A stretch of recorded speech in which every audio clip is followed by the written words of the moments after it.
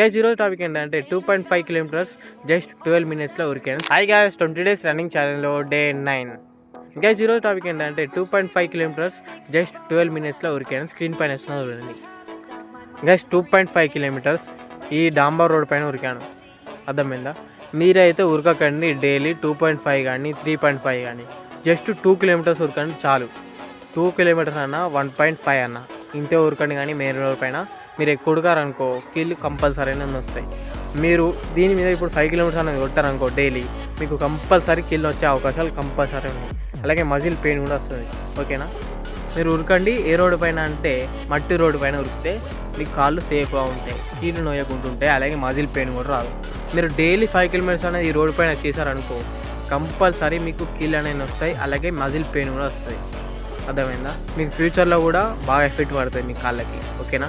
మీరు ఎక్కువ ఉరకకండి ఈ రోడ్ పైన. అర్థమైందా? మీరు ఉరకమని అనుకుంటే ఒక 2 kilometers లేకపోతే 1.5 ఉరకండి చాలు. ఇక మీకు ఇంకా ఎక్కువ ఉరకాలనిపిస్తే 3.5, 4 చాలు. ఓకేనా? అది కూడా ఒకటే రోజు, మీరు డైలీ చేయకండి. ఓకేనా గైస్? నేను తప్పు చెప్పుంటే మీ చుట్టుపక్కల ఎవరైనా రన్నింగ్ చేసిన వాళ్ళు ఉంటారు కదా, పోయి వాళ్ళని అడగండి. నేను మెయిన్ రోడ్ పైన 5 kilometers డైలీ ఉరుకుతాను అని అడగండి.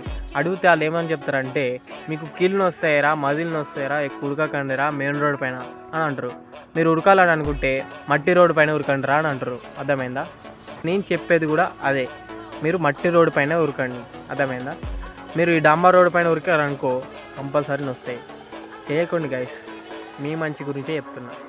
ఓకే, మరి కింద కామెంట్ చేయండి డే 9 అని. రేపటి వీడియోలో కలుసుకుందాం. బాయ్.